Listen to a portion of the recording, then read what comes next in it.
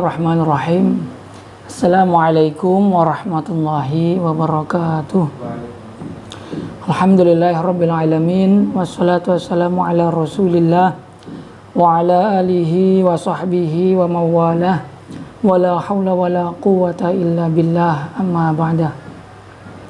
Alhamdulillahirabbil alamin, kita semua masih bisa diberikan kesempatan oleh Allah Subhanahu wa taala untuk bisa bersama-sama melanjutkan kembali materi kajian kita tentang ilmu nahwu dengan menggunakan kitab Matan Al-Ajurumiyah atau Muqaddimah An-Nahwiyah. Alhamdulillah kita telah sampai kepada pembahasan tentang maf'ul bih sebelumnya itu ya, yang insyaallah pada kesempatan ini kita akan melanjutkan kepada bab masdar, babul masdar. Silahkan dibuka kitabnya atau PDF-nya, atau yang pakai syarah itu bisa dilihat halaman 172 ya. Bismillahirrahmanirrahim. Ila hadratir rahim Nabi Mustafa Rasulullah sallallahu alaihi wasallam wa ila ru'aisy mu'allif hadzal kitab Abu Abdullah Muhammad Sunan Haji rahimahullah ta'ala. Allahumma aftah inna nas'aluka ya Allah an taftaha qulubana wa tash'ara syaqana wa an tutawwila umrana wa an tashfi'a maradana wa an tuqawwiya imanana wa an tanfa'a ulumana wa an tazida imanana wa an tuyassira jami'a umurina wa an taqdiya hawaijana min hawaiji dunya wal akhirah bi barakati wa karamati wa alumi wa asrafani wa manfaati fi dini wa dunya wal akhirah. Al-Fatihah. A'udzu billahi minasyaitonir rajim. Bismillahirrahmanirrahim. Alhamdulillahirabbil alamin arrahmanir rahim maliki yaumiddin. Iyyaka na'budu wa iyyaka nasta'in ihdinas siratal mustaqim siratal ladzina an'amta 'alaihim ghairil maghdubi 'alaihim waladdallin. Amin ya rabbal alamin.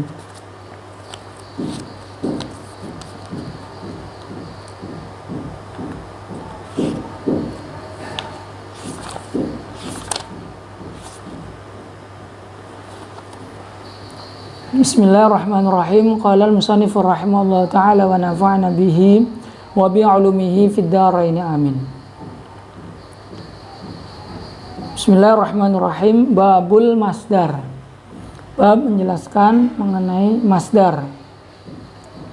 Al-masdaru huwa al-ismu al-mansub, isim yang dinasobkan ya, alladzi yaji'u salisan fi tasrifil fi'li, yang datang pada urutan yang ketiga dalam pentasrifan fi'il.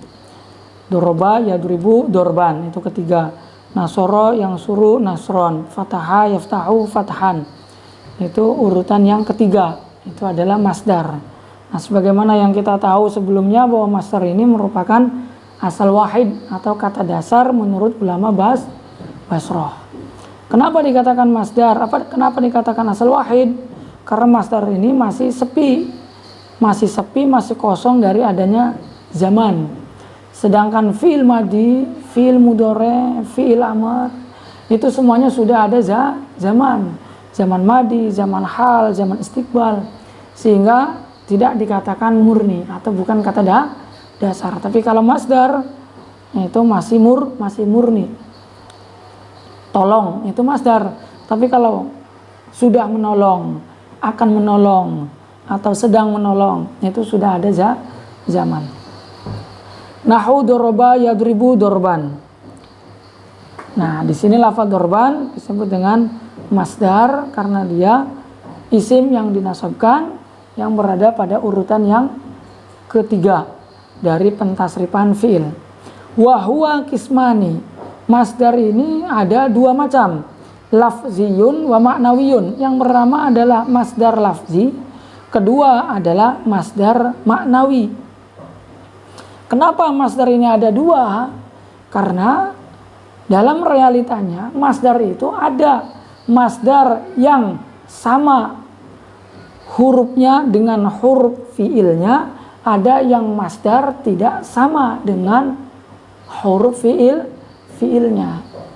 Nah, masdar yang sama dengan huruf fiilnya maka itu disebut dengan masdar lafzi, karena secara lafaz itu hurufnya sama dengan huruf fiilnya. Tapi kalau masdar yang tidak sama sesuai dengan huruf fiilnya, maka itulah yang disebut dengan masdar maknawi, ya. Maka dikatakan fa in wafaqa lafzuhu lafzu fi'lihi fa huwa lafziyun. Maka apabila lafadznya masdar itu sesuai dengan lafadz fiilnya, yaitu dalam huruf-huruf asal dan maknanya, huruf-huruf asalnya sama, maknanya pun sama. Doroba yadribu dorban, dorban dengan doroba, ini huruf-hurufnya sama, dod, ro, ba, sama dengan doroba, dan maknanya pun sama, yaitu makna memukul. Fahuwa lafziyun, maka ini disebut dengan masdar lafzi. Nahu qataltuhu qatlan. Nah, tapi kalau wa in wafaqa makna fi'lihi faqat duna lafzihi, tapi kalau kesesuaian itu hanya dari segi maknanya saja, tidak dari segi lafadznya, maka itu disebut dengan masdar maknawi, ya. Wa in wafaqa makna fi'lihi duna lafzihi fa huwa maknawiyun. Tapi kalau kalau sesuai dengan makna fiilnya saja, tidak sesuai dengan lafadz fiilnya, maka itu disebut dengan masdar maknawi, ya. Contoh, jalastu qu'udan wa qumtu wukufan. Di sini mahallu syahid lafadz qu'udan dengan lafadz wukufan. Ini disebut dengan masdar karena dia berada pada pentasrifan fiil yang ketiga, ya, pentasrifan fiil yang ketiga. Namun disebut dengan masdar ma'nawi karena apa? Karena dia tidak sama dengan lafadz fiilnya fi hurufihi al-asliyah, akan tetapi samanya hanya dalam segi makna. Qu'udan dengan jalasa itu kan berbeda, ya, hurufnya berbeda. Nah, qu'udan ini masdarnya jalasa. Jadi masdarnya jalasa itu qu'udan, tapi disebut dengan masdar maknawi. Karena secara lafaz tidak sama, namun hanya dari secara maknanya. Secara lafaznya tidak sama, secara makna sama. Wukufan dengan kumtu juga sama. Secara lafaz tidak sama, tapi secara makna sama. Maka lafaz qu'udan dengan lafaz wukufan itu disebut dengan masdar maknawi. Karena li'annal qu'ud wal julus bimakna wahid. Karena qu'ud dengan julus maknanya satu, begitupun wukufan dengan qumtu dengan koma itu juga maknanya satu, yaitu berdiri.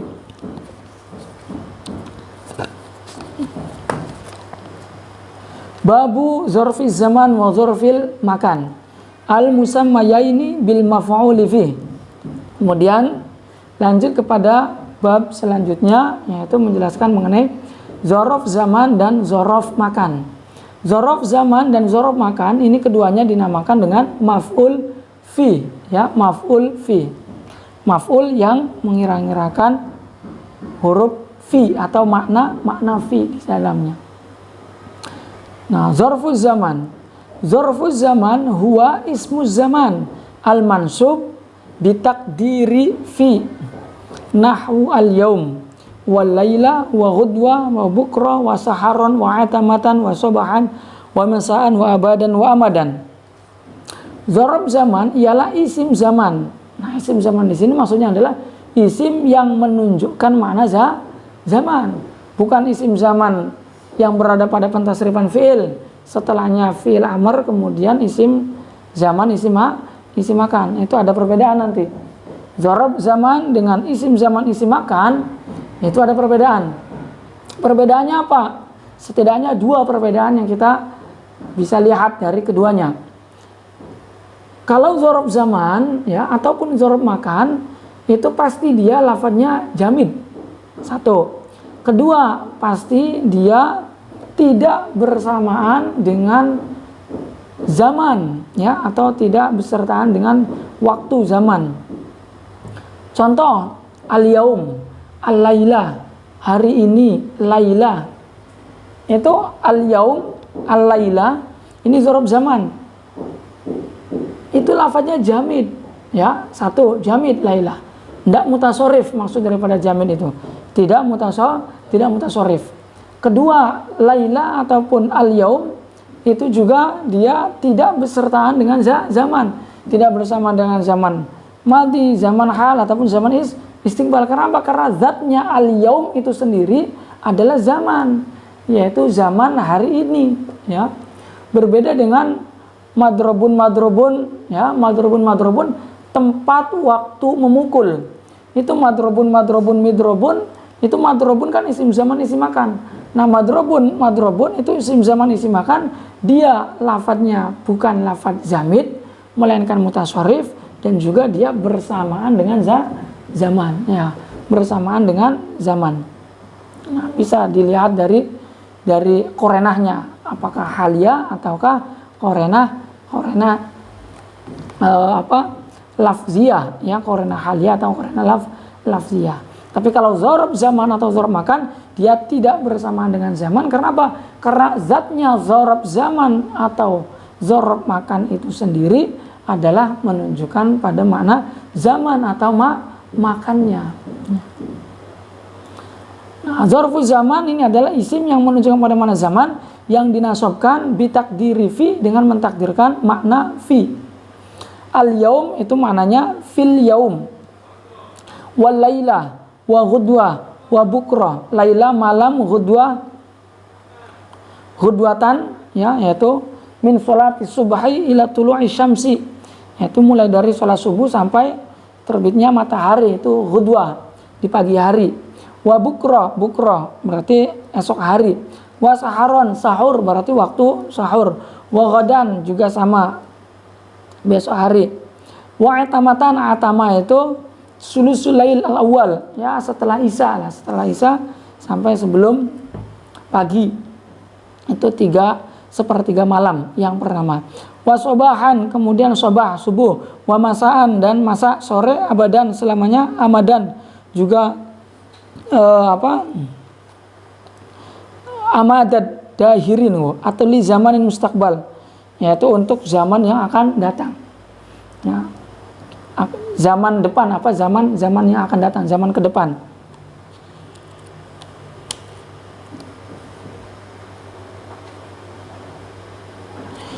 Jadi, la ukallimu Zaidan amadan, saya tidak berkomunikasi dengan Zaid, atau saya tidak mengajak bicara dengan Zaid abadan. Yani selamanya. Amadad dahirin, ya, sama lah maknanya, sama seperti abadan, yaitu selamanya. Yani setelahnya itu dia tidak akan berbicara kepada Zaid. Setelah ini saya tidak akan berbicara selamanya dengan Zaid. Wahinan, ini ismun li zamanin mubham, untuk isim zaman yang mubham. Qara'tu hinan aw hina jaa syekh. Ini hinan ay hina aw hina jaa syekh. Saya membaca hinan, ya, pada satu masa atau pada satu saat. Aw hina jaa syekh, atau ketika diidhofahkan, ya, hina jaa syekh, ketika syekh datang. Wa ma asbah dzalik, dan contoh-contoh yang menyerupainya seperti waktun, saatun. Nah, yang perlu kita ketahui di sini, dzarab zaman itu ada dua. Ada dzarab zaman mubham, ada dzarab zaman mukhtas. Dzarab zaman mubham, ya, seperti al-yaum, yaitu mubham. Al-laila mubham, ghudwa mubham, bukra juga mubham, syahron mubham, sanatan mubham, itu mubham. Tapi kalau yang mukhtas, misalkan yaumal isnin, yaumal sulasa, yaumal arbi'a, ya, misalkan lailatal jum'ah, ya, lailatal jum'ah, itu mukhtas, ya, mukhtas tertentu. Nah, isim zaman ataupun dzarab zaman, baik mubham ataupun mukhtas, itu dia hukumnya boleh dinasabkan menjadi dzarab zaman, ya, tidak harus dengan mentakdirkan makna fi. Artinya boleh dinasabkan dengan mansub, ya, tidak ditakdirkan fi-nya, tidak ditampakkan fi-nya. Ini untuk dzarab zaman. Tapi kalau untuk dzarab makan nanti, itu yang boleh dinasabkan dengan menjadi dzarab makan, itu hanya dzarab makan yang mubham. Sedangkan dzaraf makan yang mukhtas dia wajib apa? Dijarkan oleh huruf jar. Dzaraf makan yang mubham itu seperti indi, amama. Indi mukhtas ya, di apa karena idhofah. Amama, ya, amama, waro'a, khalfa, ataupun yaminan, shimalan, fauq, tahat, itu semuanya mubham. Karena apa? Karena satu contoh amam saja di depan. Ini di depan itu kan masih umum, masih mubham. Antumnya di depan saya. Kemudian di depannya antum lagi ke sana, ke belakangnya juga di depan saya. Ke sana lagi 1 meter ya di depan saya. 2 meter, 3 meter, 4 meter terus sepanjang penglihatan saya di depan saya itu semuanya adalah amami di depan saya. Sehingga disebut dengan dzaraf zaman yang mubham. Tapi kalau yang mukhtas yaitu seperti amamal maktab ya, atau amamal bab, amamal sabura, amamal madrasah, amamal bawab, itu yang mukhtas. Nah, hukumnya kalau dzaraf makan itu boleh dinasabkan menjadi dzaraf hanyalah dzaraf makan yang mubham. Sedangkan dzaraf makan yang mukhtas seperti ad-dar, al-majlis, al-faslu itu mukhtas ya. Masjidun itu dzaraf makan. Tapi dia dikatakan mukhtas karena tertentu masjid. Ya di masjid itu. Di masjid, di kelas, di qa'ah itu namanya dzaraf yang mukhtas. Nah, dzaraf yang mukhtas ini tidak boleh dinasabkan menjadi dzaraf makan kecuali dengan dengan dijarkan oleh huruf jar. Jadi kita baca jalastu fil masjid. Tidak bisa jalastu al masjidah atau masjidan. Saya duduk di dalam masjid, tidak bisa. Tapi harus jalastu fil masjid. Itu karena apa? Karena dzaraf makannya itu mukhtas ya. Nah, dzarful makan. Nah, di sini maka akan dijelaskan tentang dzaraf makan. Wa dzarful makan huwa ismul makan al-mansub bi taqdiri fi. Dzaraf makan ialah isim makan, isim yang menunjukkan pada makna makan yang dinasabkan dengan mentakdirkan makna fi yang menunjukkan pada makna dzarfiyah. Nahu amama, qaddama, amama bermakna qaddama, khalfa wa qaddama, waro'a, fauqa, tahta, inda, ma'a, izaa. Iza itu bersejajaran, hizaa berdekatan. Hizaa zaidin ay qariban mina zaidin, berdekatan dengan Zaid. Wa tilqa'a, tilqa'a ya bermakna iza, itu bermakna bersejajaran.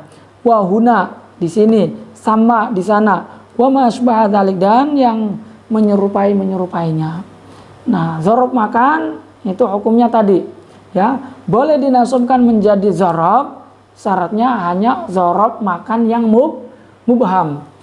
Ya, ini semua contoh daripada dzaraf makan yang mubham, makanya dia dinasabkan khalfa, qaddama, waro'a, fauqa, tahta, inda, ma'a. Tapi kalau dzaraf makan yang mukhtas seperti al-masjidah, masjidun, kemudian faslun, qa'atun, itu dzaraf makan yang mukhtas, maka dia tidak boleh dinasabkan dengan menjadikan dia sebagai dzaraf, melainkan harus dijarkan oleh huruf jar. Jalastu fil fasli, jalastu fil masjidi, jalastu fid dari, itu harus dengan menggunakan huruf jar. Itu dzaraf ya. Lanjut ke babul hal. Babul hal al-halu wal ismu al-mansub al-mufassir liman bahama minal hayat. Nahu ja Zaidun rakiban. Hal itu isim yang dinasabkan. Keberadaannya hal itu sebagai ma'mul fudlah. Ma'mul fudlah itu ma'mul lebihan.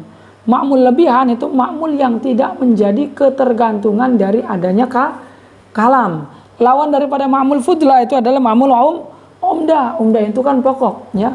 Tidak adanya ma'mul umdah menjadikan tidak adanya kalam. Jadi ada tidak adanya kalam itu tergantung daripada ada dan tidak adanya ma'mul umdah, seperti fa'il, kemudian khobar, itu ma'mul umdah. Tapi setelahnya fa'il,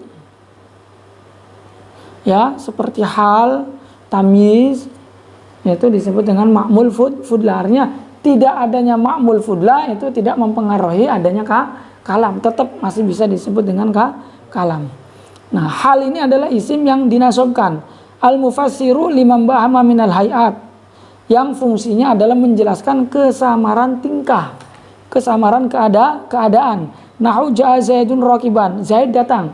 Nah, keadaan Zaid datang, ini datangnya Zaid kan masih samar. Apakah Zaid datang secara tiba-tiba, ataukah Zaid datang dengan berkendaraan, ataukah Zaid datang dengan berjalan kaki, ataukah Zaid datang itu dengan berlari-lari, ataukah yang lainnya. Nah, keadaan-keadaan itu masih samar. Kemudian didatangkan hal.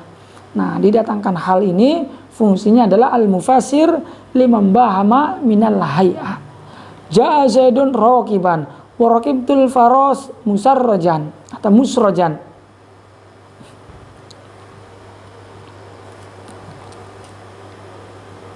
Saya mengendarai atau saya datang, ja'a Zaidun dulu. Ja'a Zaidun rakiban. Zaid datang dengan berkendaraan. Berarti datangnya Zaid yaitu dengan cara berkendaraan. Rakibtu al-faras musrajan atau musarrajan. Saya menaiki atau menunggangi faros, kuda. Musarrojan dengan musarroj. Musarroj itu ada kayak permaisuri itu apa namanya? Delman lah. Jadi ndak kosongan. Ada itunya ada tempatnya ya. Ada tempatnya. Walaqitu Abdullahi rakiban. Saya bertemu dengan Abdullah rakiban.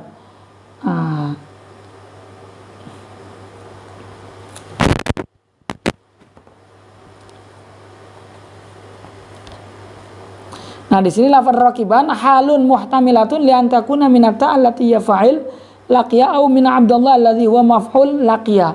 Nah, dalam contoh ini laqitu Abdullah rakiban, lafaz rakiban adalah hal. Tapi halnya lafaz rakiban ini dia ihtimal. Apakah halnya Abdullah, apakah halnya dia itu lafaz ta, domir taknya. Nah, ini bisa dilihat nanti dari korena-korena yang menunjukkannya. Apakah itu halnya Abdullah, apakah halnya domir tak yang ada pada lafaz laqitu. Itu nanti ada pembahasan lebih detailnya lagi ketika lafaz rakiban atau hal itu ihtimal kepada dua. Tapi yang menjadi titik pembahasan di sini lafaz rakiban, di sini dia menjadi halnya lafaz Abdullah atau juga halnya domir tak yang ada pada lafaz laqitu. Wa ma asbah dzalik, dan contoh-contoh yang menyerupainya. Nah, hal itu keberadaannya atau bentuknya hal itu pasti dia berupa isim nakirah ya. Sahibul halnya dia pasti berupa isim ma'rifat ya. Karena sahibul hal ini dia sebagai mahkum alaih. Mahkum alaih itu orang yang dihukuminya atau yang terkena hukum halnya itu. Nah, orang yang terkena hukum itu harus jelas. Kalau tidak jelas maka tidak akan mungkin menghukumi sesuatu yang masih belum jelas. Makanya mahkum alaih itu semuanya harus berupa ma'rifat. Mubtada itu mahkum alaih yang dihukumi, maka dia berupa isim ma'rifat. Kecuali ada musawir yang memperbolehkan dia berupa isim ma'rifat dengan adanya beberapa musawir atau faktor-faktor yang memperbolehkannya. Jadi hal pun ini demikian, hal itu harus berupa isim nakirah. Sahibul halnya itu harus berupa isim ma'rifat. Wala yakunu al hal illa nakiratan, wala yakunu illa ba'da tamamil kalam. Hal itu tidak mungkin kecuali berupa isim nakirah. Ya, tidak ada hal kecuali berupa isim nakirah. Wala yakunu illa ba'da tamamil kalam. Dan hal juga tidak akan mungkin ada kecuali jatuh setelahnya sempurnanya kalam. Ya, yaitu kalam sempurna, makanya hal itu disebut dengan ma'mul fudlah, yaitu ma'mul lebihan. wala yakunu sahibuha illa ma'rifatan, dan sahibul halnya itu tidaklah ada kecuali dia berupa isim ma'rifat.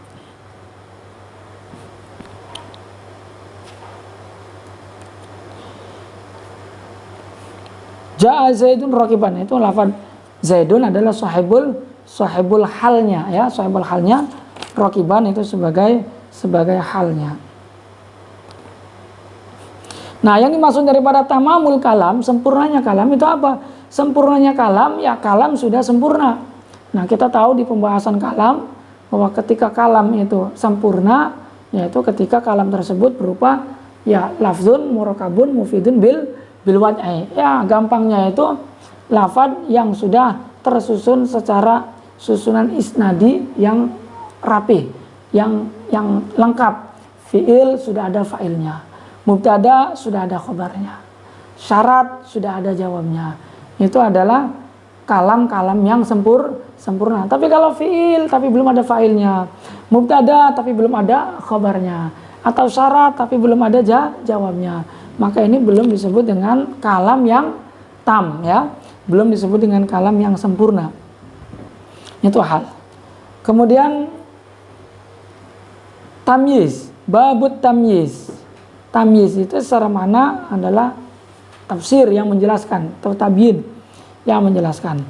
At-tamyizu wal ismu al mansub al mufassir liman bahama minadz zawat.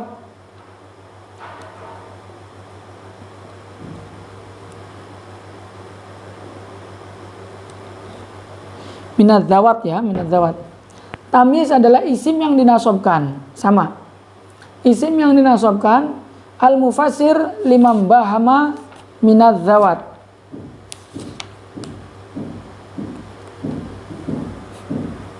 Yang fungsinya isim tersebut didatangkan untuk menjelaskan kesamaran zat ya, kesamaran zat au minan nas. Ada ya, ada minan nasabnya kan ya, sepertinya ada.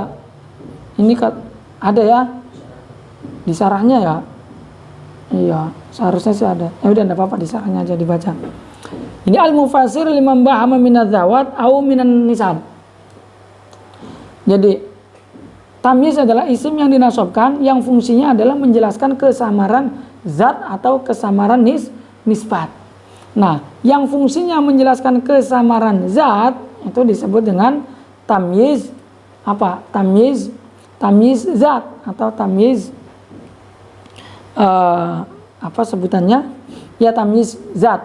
Tapi kalau tamyiz yang menjelaskan kesamaran nisbat itu disebut dengan tamyiz nisbat. Ada namanya itu. Nah, contoh, nahu qaulika tasabbaba Zaidun araqan wa tafaqqa'a Bakrun syahman wa taba Muhammadun nafsan. Tasabbaba Zaidun araqan.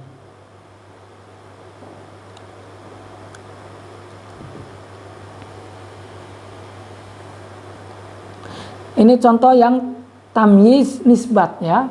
Tamyiz yang fungsinya apa? Menjelaskan kesamaran nisbat. Tasabbaba Zaidun araqan. Zaid bercucuran. Apanya yang bercucuran? Araqan, keringatnya. Atau tafaqqa'a Bakrun syahman. Bakar itu imtala itu apa ya?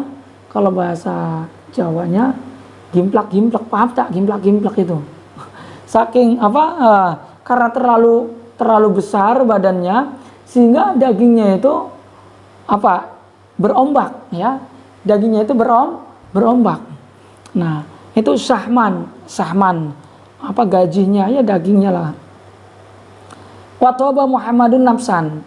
Muhammad itu baik. Baik apanya? Nafsan.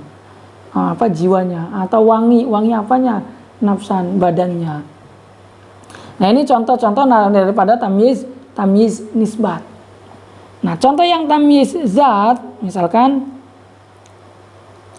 ishtaraitu isrina ghulaman malaktu tis'ina na'jatan. Saya membeli 20. Nah, saya membeli 20 ini menjelaskan kesamaran zat.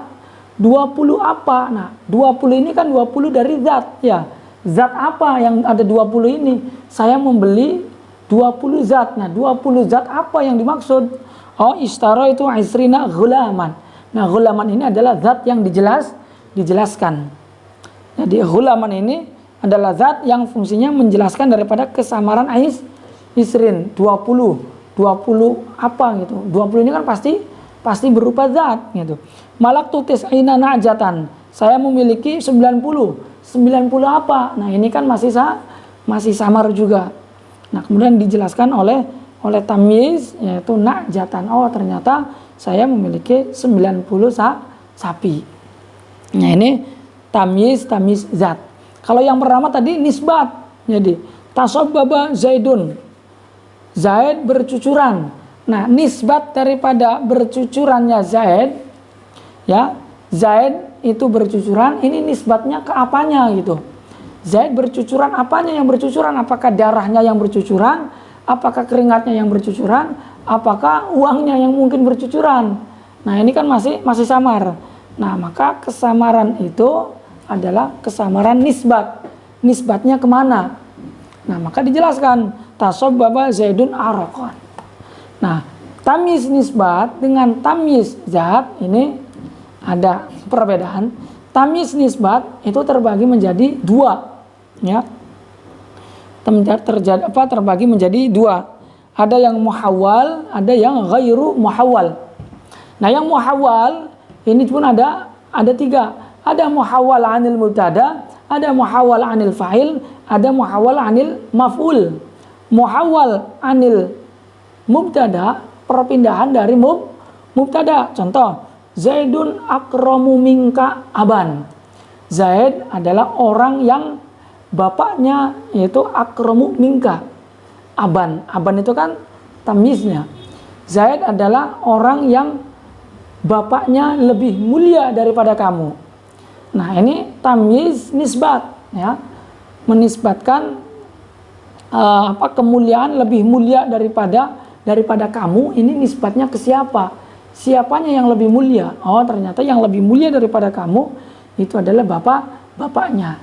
Nah, Zaidun akramu minka Zaidan, ini akramu minka aban, ini lafaz aban adalah tamyiz nisbat yang masuk ke dalam kategori muhawwal, dan muhawwalnya adalah muhawwal anil mubtada, yaitu perpindahan dari mubtada yang asalnya adalah Zaidun Abu Zaidin akramu minka, ya.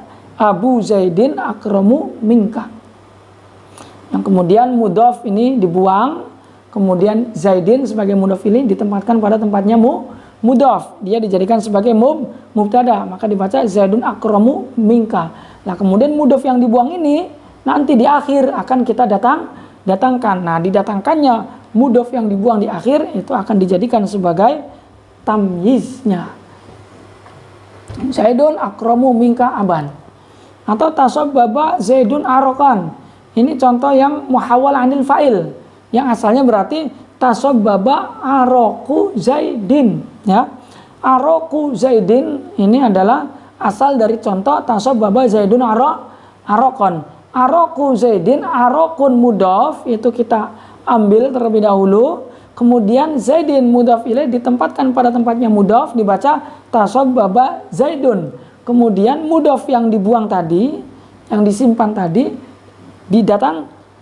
didatangkan di akhir untuk menjelaskan kesamaran nisbatnya itu.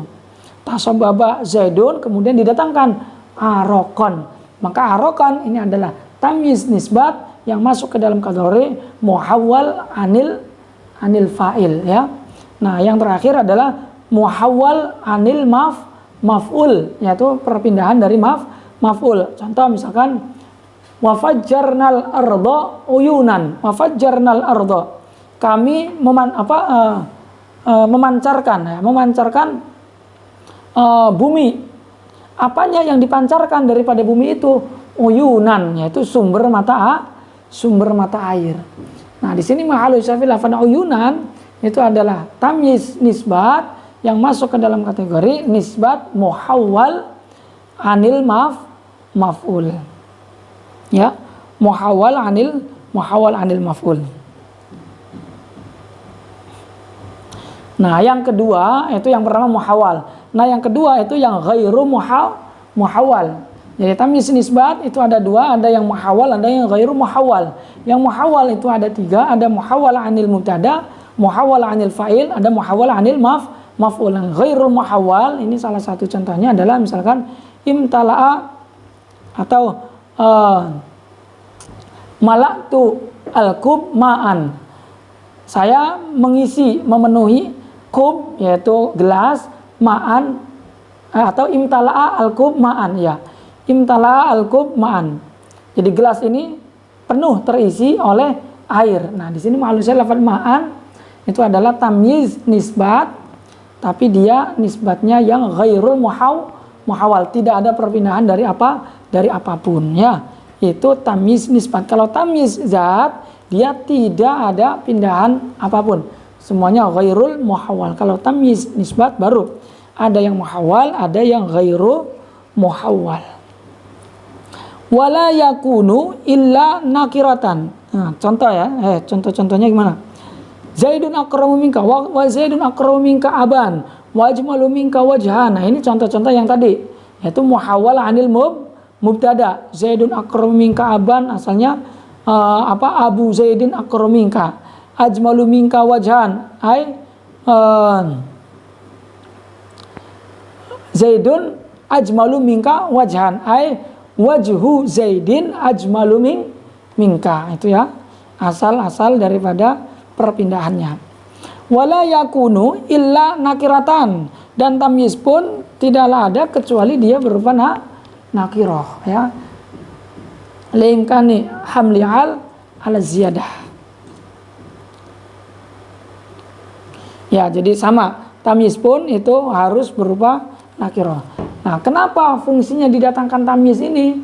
Artinya kayak seperti tadi, yang muhawwal itu dipindah, didatangkan di akhir untuk dijadikan halnya dijadikan tamyiznya. Jadi didatangkannya tamyiz itu untuk li'annahu awqa'u fin nafsi. Lebih memberikan lebih mengena lah istilahnya, lebih mengena. Karena kalau misalkan kita menghabarkan sesuatu yang sudah jelas, artinya langsung to the point, misalkan tasabbaba araqu Zaidin, keringatnya Zaid bercucuran, sudah si sami orang yang mendengarkan sudah tidak terlalu menunggu-nunggu gitu, tidak terlalu penasaran ya.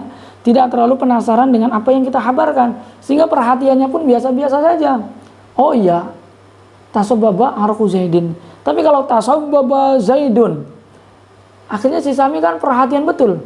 Apa ini kira-kira yang bercucuran dari si Zaid? Kemudian tasabbaba Zaidun araqon. Oh, ternyata yang bercucuran itu adalah keringatnya. Nah, itu fungsi daripada didatangkannya tamyiz, li'annahu awqa'u fin nafsi, karena lebih memberikan perhatian dan lebih mengena lah ya, lebih mengena di dalam atau ke dalam hatinya sang para pendengar. Yaitu fungsi didatangkannya tamyiz. Babul istisna. Satu lagi, babul istisna wa huruful istisna samaniyatun. Ini kita kalau diulang-ulang begini, nanti setelah jurmiyah, meriti, mutamim, kotor nada, ini kalau sampai ndak melotok, kalau sampai ndak di luar kepala, keterlaluan. Atau ya dipertanyakan serius apa tidak memahaminya. Karena kalau benar-benar serius, ya insya Allah akan di luar kepala ini pastinya, karena akan diulang-ulang terus. Makanya jurmiyah itu bukan jurmiyah, kitab nahwu, baik kecil, sedang ataupun besar, tipis, tebal ataupun sedang, itu semuanya pasti bab pertama itu adalah bab kalam, dan urutannya pun itu hampir sama. Mungkin ada perbedaannya sedikit banyaknya, ada tambahan-tambahannya. Tapi urutannya ya sama, babul kalam akhir-akhirnya nantinya babul mahfudat. Hanya keterangan-keterangannya yang lebih detail lagi mungkin. Babul istisna wa huruful istisna sama niatun. Huruf-huruf istisna itu ada 8. Wa ya illa ghairu siwa suwan sawaun khala ada hasya. Ini semua huruf-huruf istisna. Wal mustasna bi illa yunsabu idza kana al kalamu taman mujaban. Nahu qamal qaumu illa zaidan wa kharajan nasu illa amran. Wan nasbu 'alal istisna wa in kana al kalamu manfiyan, ya mohon maaf ya. Jadi hukum yang kedua adalah jawazul wajhain. Jawazul wajhain yaitu boleh dua wajah, yaitu boleh dijadikan badal, boleh dijadikan apa? Boleh dijadikan istisna, yaitu dinasabkan. Yaitu ketika berada pada kalam tam mangfi, benar ada kalam tam mangfi. Kalam tam mangfi dikatakan tam karena menyebutkan mustasna minhu, dikatakan manfi karena dia dimasuki oleh apa? Nafi atau istifham. Contoh maqamal qaumu illa zaidun, ya. Maqamal qaumu illa zaidun au illa zaidan. Zaidun berarti dijadikan badal, zaidan berarti dia dinasabkan alal istisna. Nah, ya, ini maksud dari saya, tidak ada yang tam kecuali, tidak ada yang mujab kecuali manfi, itu adalah kalam yang nakis, ya, bukan ini bukan.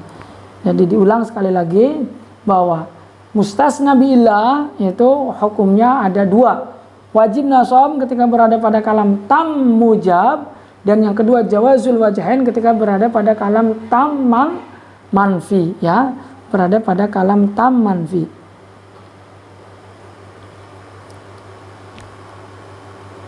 Wa in kana al kalamu naqisan manfiyan kana ala hasabil awamil. Nah, tapi kalau ini berarti hukumnya bukan 2. Aduh.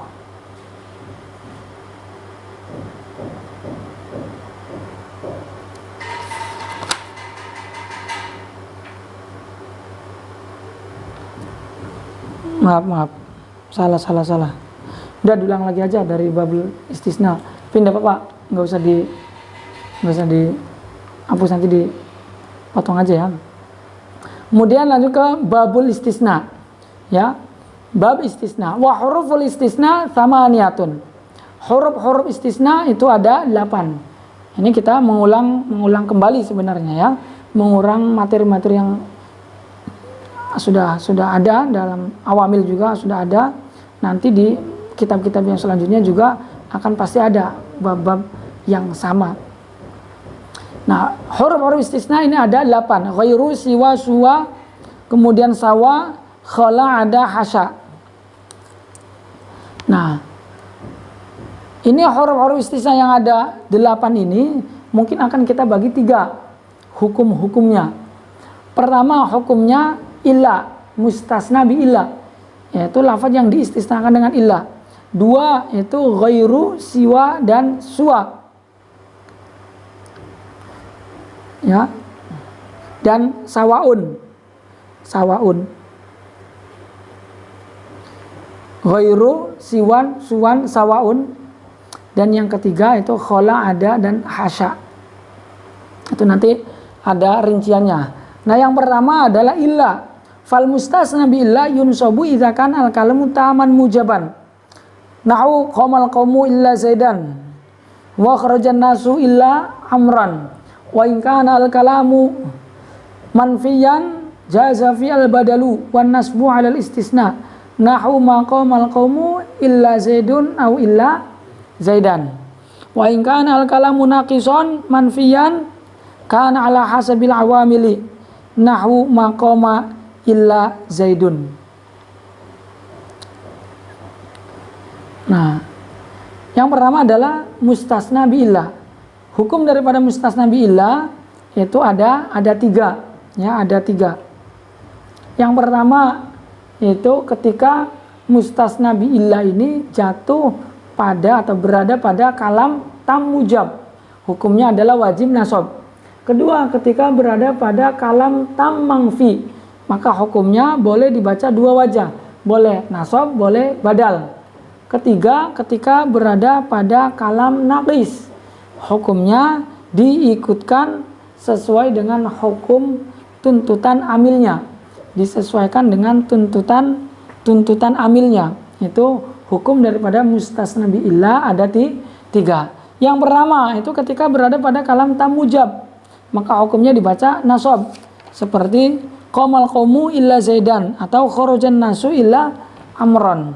Dikatakan tam karena menyebutkan mustasna minhu, dikatakan mujab karena tidak didahului nafi atau istifham. Kedua itu dibaca dua, boleh nasab, boleh badal, yaitu ketika berada pada kalam tam mangfi, dikatakan tam karena menyebutkan mustasna minhu, dikatakan manfi karena dimasuki nafi atau istifham. Contoh, maqamal qaumu illa zaidun wa illa zaidan. Boleh illa zaidun, boleh juga illa zaidan. Kenapa? Karena berada pada kalam tam manfi. Dikatakan tam karena menyebutkan mustasna minhu, dikatakan manfi karena karena dimasuki oleh nafi. Itu hukum yang kedua. Hukum yang ketiga adalah ketika berada pada kalam nakis. Ya, ketika berada pada kalam nakis, yaitu kalam yang tidak menyebutkan mustasna minhu.